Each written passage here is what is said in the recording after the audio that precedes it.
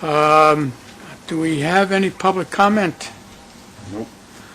Okay, we need an approval of the minutes of September 27th. Can I get a motion? Second. All in favor? Aye. Carried. Mike, any changes in the work plan? No, the work plan is consistent with what we have in the book. Okay. How about the charter? Has everybody reviewed the charter? Do we need any changes in the charter? Any recommended, accepted as submitted? Can I get a motion? Moved. Second? Second? Second. All in favor? Aye. Carried. David Jones. Okay, David. Dave will brief the committee on the overall audit approach for the 2010 audit. I think you've been given a handout here.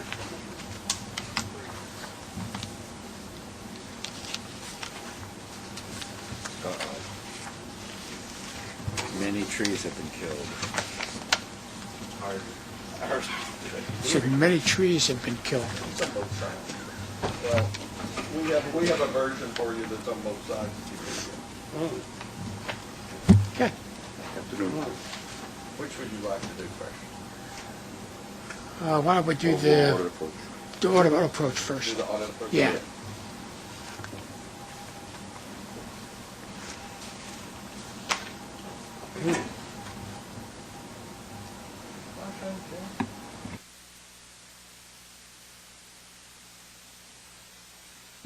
To introduce the people that have a lot to do with the audit of the authorities, the various components.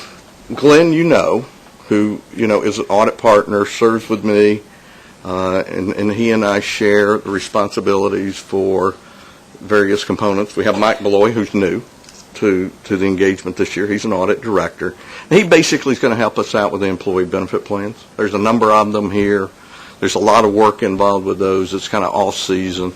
So we've asked Mike to help us. We have Darshan Patel, who is a senior manager in the firm, and he predominantly is responsible for the audits of the bus-related activities, Long Island Railroad, and the federal financial assistance programs.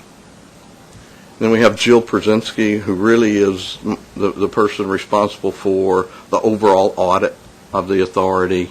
She also is involved with the TBTA, FIMTAC, Metro North. And then you have Jen Mishner, who is responsible for the Transit Authority at Sertoa. So that's the engagement. Now, below these are, I don't know, there's about 40 people in addition to what you see here that's involved in the engagement. But this is basically the people who are responsible for either reviewing and leading the day-to-day activities of the audit. What we've done for you is you have before you is a bit of an audit plan. And I do want to mention to you this is a working paper. So as a result of it being a working paper, it's really for your eyes and your eyes only is our intent. It does have some information regarding the audit approach that, although we've tried to limit it in this form for what you have, basically so that we don't disclose each and everything that we're doing. And I want to emphasize it's at a fairly high level.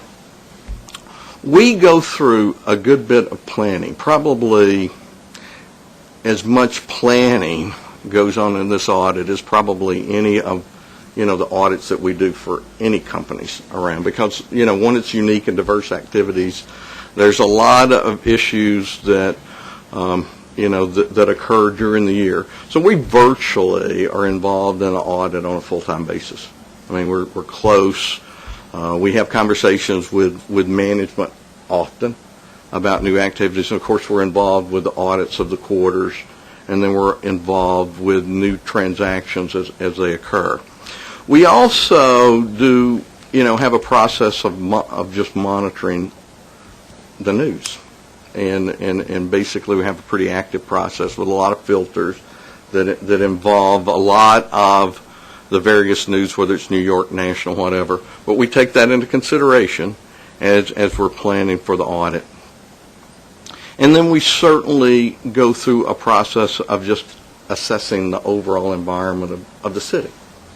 Because, as the city goes, so do a lot of the financial activities of the, particularly of the commuter railroads and the subway, and as well as it's tunnel and bridge activity. So we spend a good bit of time doing that. Then we have a series of discussions that occurs now and have been occurring for a good bit of time with management and others regarding what's new, what's changed, what their concerns are, and then begin the process of having discussions among ourselves and developing an audit plan. However, before we do that, one of the things that we consider our most important input is to basically hear from you, particularly if there's any particular concerns that you may have regarding particular activities. So as we are in the process of doing the audit, we build that into the plan. And that's the real purpose of what we would hope to get out of today's meeting. Does the annual report break down all the sources of revenue? In other words, does it show the incoming mortgage tax, the petroleum taxes, the mobile tax, and so on and so forth, and compare them year to year? It does. It does now there's certain, the disclosure is based upon a concept of materiality, but we use, 5%? 5% of the total. So to the extent, and I think the MTA follows that as well.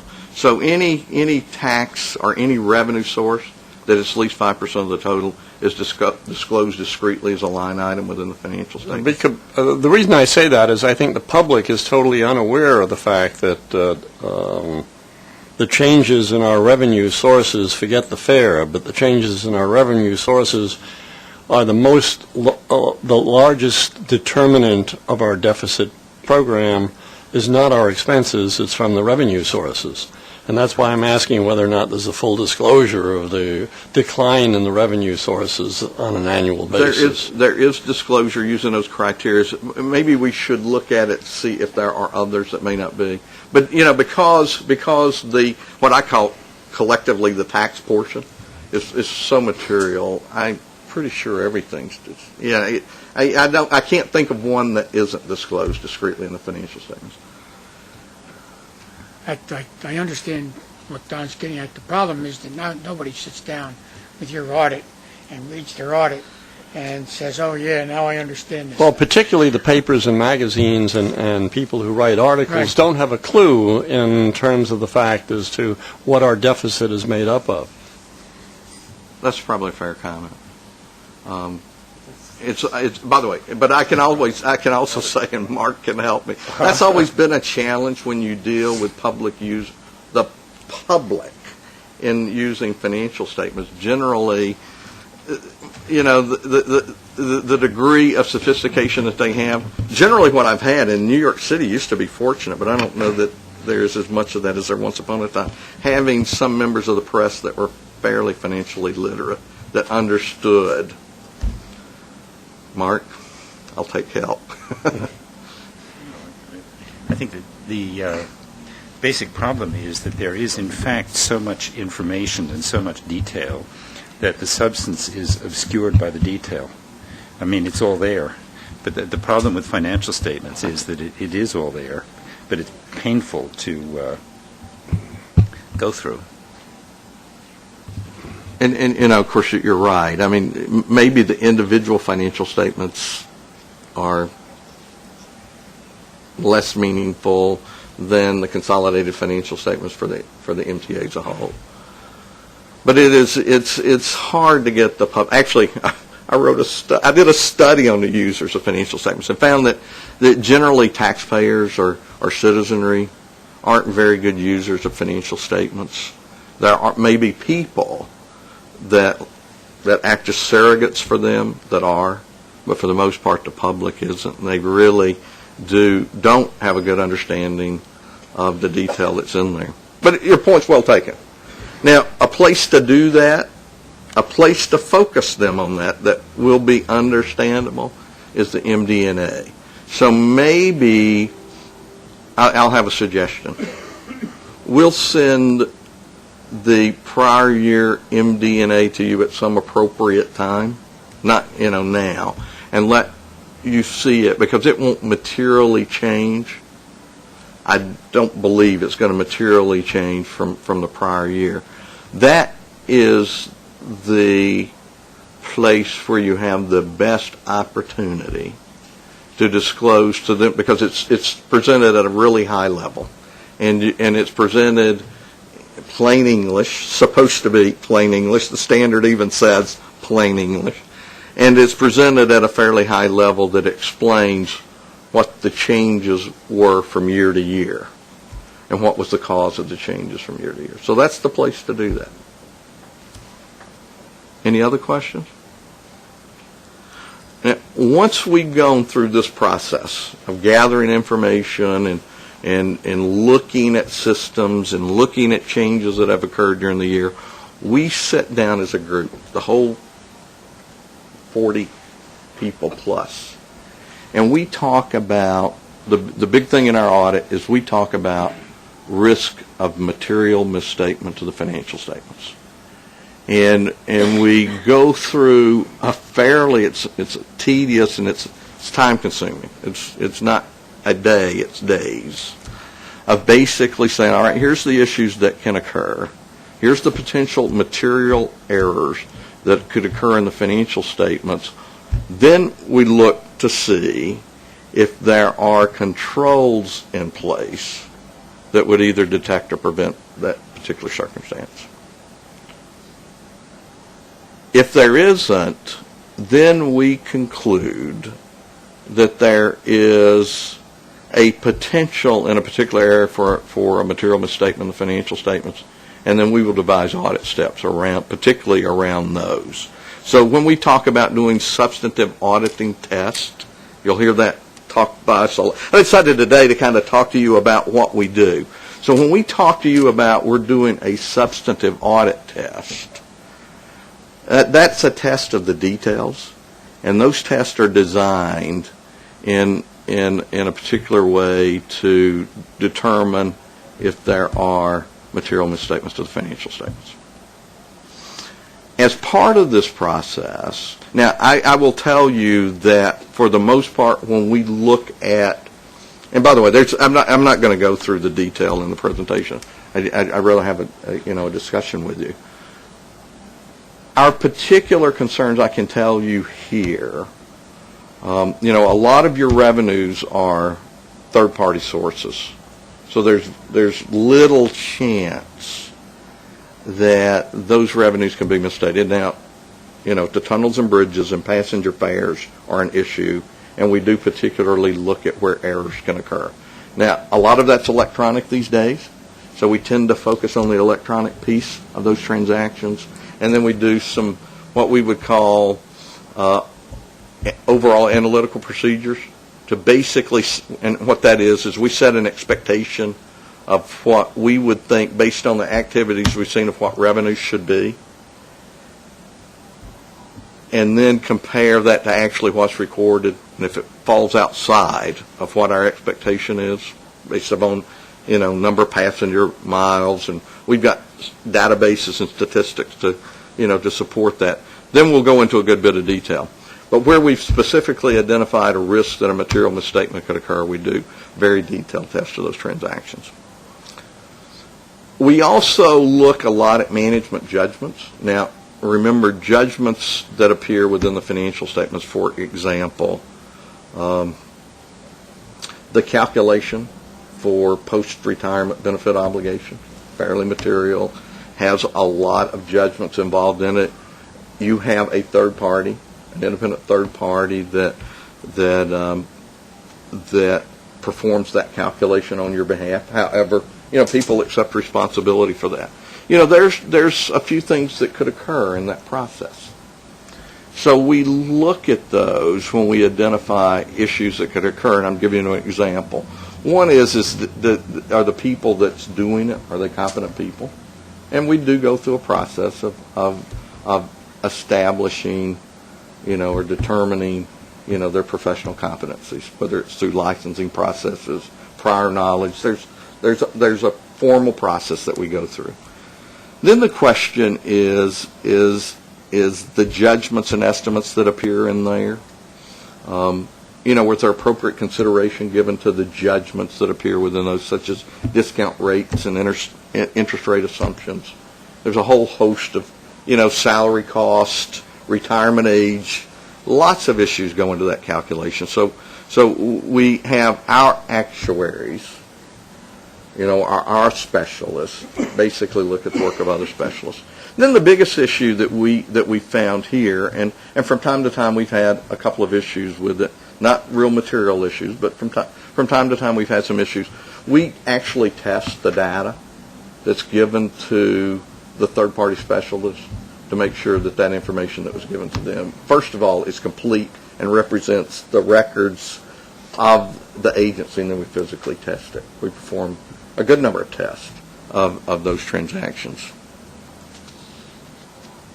We also go through a process of looking for, and it's a little unique for you. This is really one of the outcomes of Sarbanes and post-Sarbanes and a little bit before. But the issue is that their auditors are required to perform specific tests to identify fraud. Now, fraud, by the way, fraud's not talking about the revenue collecting agent sticking a $5 bill in their pocket, when they're collecting and shorting. But fraud is talking about fraudulent financial reporting, where there's where there is a deliberate act to misstate the financial statements. Now, to be quite honest with you, in an agency like this, by the way, there's always a risk, and there's always, for whatever reason. But generally, the risk is different here than it would be for a public company or for a company that's, executive compensation is based upon the results that are reported in financial statements. One thing that we do look at, and I will tell you, there is always some pressures from those other governments above you, because to meet certain criteria, and that basically tells. So we do look at that, and we do consider that. One other thing that's important for you to know in our audit process, any transaction that is considered to be other than a normal recurring type of transactions, we refer to what you'll understand as a journal entry. It's a closing entry or general journal entries that they used to be called. But all of those journal entries are tested, every one of them, because they are outside the norm. We look for certain things. We look for anomalies about posting of those times, and I'm not going to tell you what those are because those will be, mean. But we do look timing. We do look at the timing of when entries are posted and other things because they tend to tell us something. Whether it's days, time of year, whatever, those tend to tell us something. So, for example, I'll give you an example. An entry that's posted at 12:01, I'll guarantee you, 12:01 a.m., we're going to pay a lot of particular attention to it. How do you tell if I've set up an accounts payable for my brother-in-law and I'm sending him checks?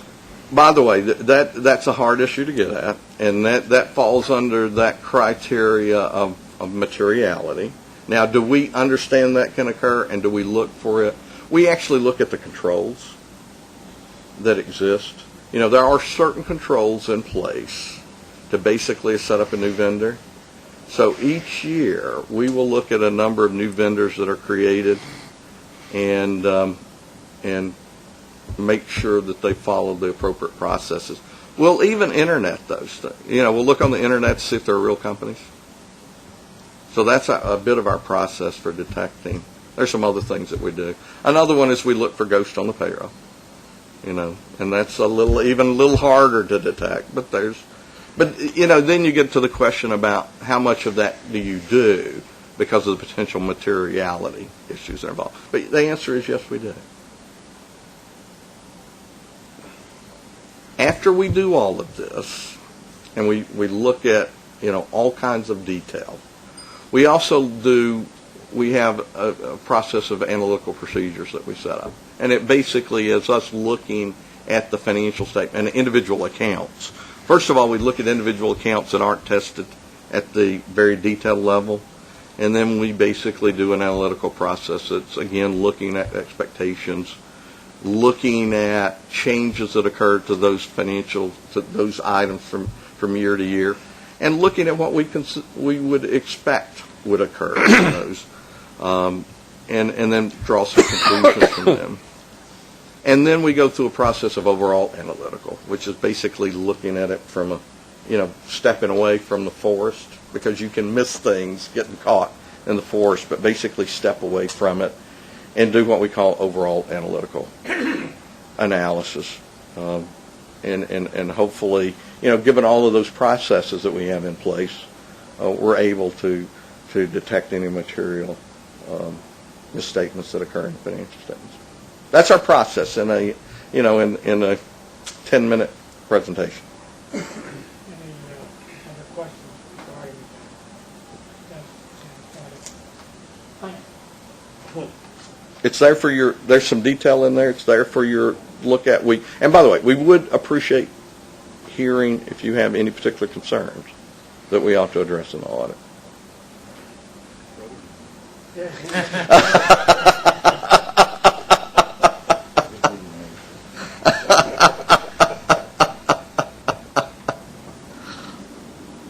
Okay, Jake, the next thing on your agenda Okay. is study of internal controls Okay. regarding the Business Service Center.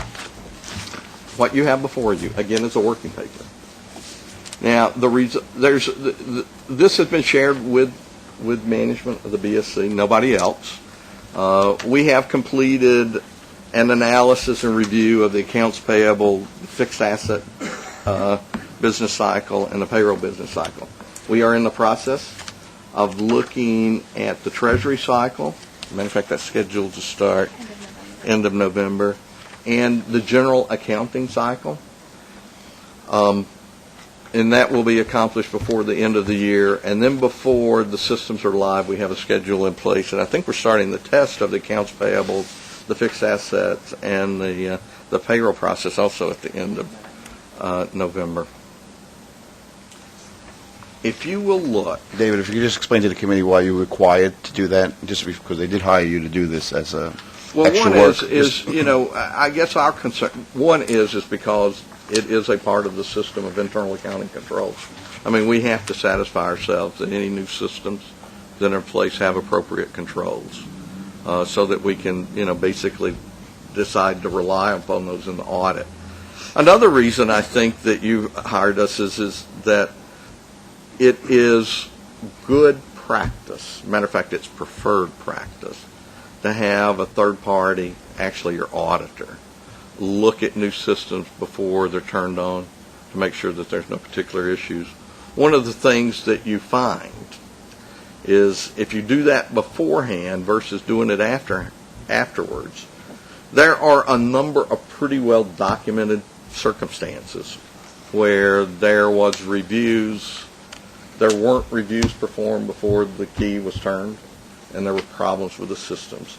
And one thing that you find is with the ERP systems that exist today, it's really hard and really expensive to correct issues after the switch is turned. And sometimes it's impossible. I mean, there are some circumstances that are documented where systems had to be abandoned after the fact, and that's a really expensive decision. So it's just I would say it's just a best, other than we have to do it, it's also a best practice. You have management responses to all of these questions? What we're doing, we don't consider this, remember, because this isn't, we're looking at it early before anything's occurring. So we have provided this in a lot more detail, by The the answer is way, yes. to management. And I can tell you they're basically in the processes of dealing with them. We assess the risk as low, medium, and high. We had 3 that we considered to be medium risk. Those all related to Payroll. right, and non-traditional type of changes that occur to payroll. Basically, they were using spreadsheets as their documentation versus doing it electronically. Our suggestion was that's bad control, and it's not particularly efficient, and why not automate that process while you're in the process of doing it? We've had discussions with people. Joe Delaney's here. I know can probably speak to the issue.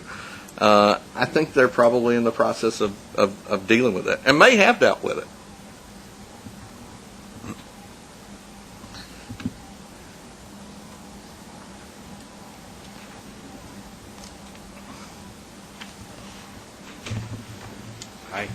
Hi. In the area of payroll, most of the issues revolved around how the information transfers from the agencies to the BSC. And in looking at the process flows that were examined by Deloitte, you can't always see the whole process. And there may be some misinterpretations, but that's why we're addressing all these issues. In some instances, the comment was that an email is being used. Well, an email is only being used in order to notify the BSC that the technical data has been transferred. But all the data that's transferred is transferred through an SFTP, a secure FTP site, where it's transferred electronically from the agencies to the BSC and are collected in a file cabinet where there'll be a workflow process established to clear all the information out of that. So even if the email, since the emails are more risky, even though the email may not be received or may be misplaced, by it being deposited through an SFTP process, there'll be a process in place at the BSC to go through those functions and process that data. That's what most of the mediums were revolved around. Any questions? Comments, regarding questions? this, when you get finished with this, are you going to come back and let us? We'll do what we're responsive to you. So whatever you want us to do. The only thing I do suggest, this is a working paper, Right. and and certainly we don't think it ought to be. And it's by the way, this is very much process in play. And it's in the process of being completed. So it doesn't. While they say findings, they're probably comments, right? But the answer is absolutely. Well, I think the one thing that I would like to know, and that is, if there are any disagreements. We'd tell you if there were disagreements. Okay. Actually, we work well with these. I Okay. mean, we've had meetings with them. It's an interactive process. Okay. Okay, very good. Any questions? Thank you very much. Thank you. Okay, the last thing on the agenda is in the agenda package you will find Information Systems Security and Controls Report.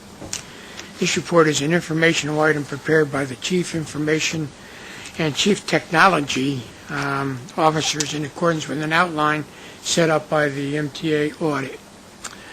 The Information Systems Security and Controls Report provides you with an update on the actions taken by the agency CIOs during the past year to address system security and control recommendations that may have been raised by the audit or any audit. Actions taken to strengthen system control as part of the normal course of business, or key system initiatives underway in agencies' activities relating to disaster recovery, critical systems, and new information systems initiatives. We have Wael Habri will briefly provide some highlights of the report. Agency CEOs who are also present can answer if you guys have any questions. Thank you. Good afternoon. I'd like to bring to your attention some highlights from this 31-page report that I think are worthy of discussion and your input. Given MTA's financial pressures, agency CIOs and I have been examining every aspect of our operation to adopt better and more efficient ways to carry out our essential work. As background, our reduction in force resulted in IT payroll cost reduction of about 15 to 20%, combined with efficiencies from consolidating HR and finance at the BSC. It has placed IT in a very favorable position compared to a Gartner benchmark of similarly sized companies in the private and public sectors. We've also ran our benchmark data by Accenture, McKinsey, and Diamond, and they've all felt it was done. In summary, from a cost efficiency point of view, which is our total IT spend divided by our total revenue, IT at the MTA is in the second quartile in performance. But our staff efficiency, which are the number of IT employees divided by total MTA employees, we are in the first quartile in performance. So I'm very proud of that. Our benchmark performance points to some redundancy because some functions are carried out using duplicative systems across different MTA agencies and MTA headquarters. Our IT rationalization initiative, which we started together back in March, is in the process of eliminating redundancies in the delivery of these IT services. Agency CIOs and I have undertaken the following. Primary is our data center and server consolidation. We have over 2,000 servers at the MTA and over 30 computer rooms. We've identified those and are trying and are targeting them for selective consolidation using existing data centers, not building new ones, but existing ones, and trying to virtualize as many as we possibly can. We estimate the savings from that will be in the neighborhood of $3 million recurring annually. We have two wide area networks, and one connects us to the Staten Island data center, and one connects our agencies to each other. We're trying to eliminate one of them as these leases end, the leased networks, and that will result in savings of about $30,000 a year recurring, and eliminating redundant voice networks will result in $280,000 in savings. Security monitoring rationalization is another initiative. We have a center of excellence over at Transit that is capable of monitoring most of our firewalls at the MTA. So we're eliminating contracts with IBM and other vendors to try to have New York City Transit monitor our firewalls. And in fact, MTA headquarters firewalls will start to be monitored on December 1st by Sid's team, who's at New York City Transit. Long Island Railroad as well will be participating in that process, and other agencies will soon follow. Email consolidation. Today we have about 5 to 7 email platforms with 5 to 7 different teams that administer email at the MTA. We're consolidating those under New York City Transit, and MTA Bus is already there, and New York MTA headquarters is going on December 6th, and MTA PD is going on January 6th or 7th next year. We're also looking at our applications. We've prepared a catalog of all of our applications. We had 620 applications. And when we go live with the BSC and with a common risk management system, we'll be able to eliminate about 30 of those more expensive applications. We were also involved very recently with an IT project review and cancellation. We've gone over 55 different projects and slated a number of them for cancellation. There's an appeals process that is going on right now, but at the end of which I'm very comfortable to say that there will be a whole number of them that will be eliminated. All told, IT rationalization will result in about $12 to $13 million in savings. So I'm very happy to report that. And if you'd like, we can go over some of the IT governance and procedures that we're implementing to make sure that what we're doing is consistent with the strategic direction of the MTA. One policy we're rolling out is the IT governance policy, which makes sure that all of our IT initiatives are socialized and informed by what the business is trying to do. So all of the IT initiatives that exceed $1 million have to go for IT governance review after undergoing an enterprise architecture review. And the IT governance committee consists of executive vice presidents from all of the agencies who look at returns on investment, consistency with our goals and strategies at the MTA, and they give a thumbs up or a thumbs down to each and every initiative that meets that criteria. Having said that, I'd like to suggest that we take a harder look, MTA Audit and myself, at this 31-page report and try to make it more strategic in nature. As if you've read it, you'll notice that there's a lot of detail in it that may not be at the board level. We talk about a firewall replacement or a VPN replacement that may not be of interest to you. What you might be more interested in are policies, procedure changes, initiatives such as the ones I discussed. And I think a report that is in the neighborhood of about 8 to 10 pages might be more to your liking than this extensive report. But I'm willing to hear your input on that. I think that's a good idea. I sit here and I think back 5 to 7 years ago when we were looking at what was then known as shared services, and everybody knew that IT was really an area that really had to be looked at. Right. And after reading through this report, which I've done, it seems like we're on that course. We're starting to make sure we do things consolidated. Right. And we're not creating new departments. Right. In one case where the transit authority has the best method of doing something, Right. they're going to be charged with that responsibility. Right. And I think that's what the idea of shared services was, Right. to find out the best and Right. make sure that it was all done in one place. Right. So it's an interesting after all these years to see all this stuff Starting to starting happen. to come into Yes. place. Any questions? When you decide to use, for instance, the Transit Authority as the sort of center for a particular function, Yes. how do we deal with the allocating the cost of that function? Right. I mean, if it's now spread across different MTA agencies. Right. In the case of email, which is the one that has started earliest, New York City Transit already had invested a great amount of capital into an infrastructure that is a sunk cost. But we looked at incremental cost, and we felt that each agency should carry with it its portion of incremental cost. When we share the data center in Staten Island, we have a model that has worked really well for us, which is based on a number of things. On the mainframe side, we apportion costs based on cycles on the mainframe, meaning you pay for the maintenance fee of a mainframe in accordance with or in proportion to how much you use it, and that has worked really well for us. For email, we're just apportioning things on incremental costs. So if headquarters has 800 users out of the 20,000 total number of users, and Microsoft Exchange licenses are X dollars, we will apportion that to, X over 20,000 by 800, and that would be our bill to pay. And it's all done through intercompany changes. So we will also be, hopefully, at one point, consolidating the budget for email. But that's, a few steps down the road.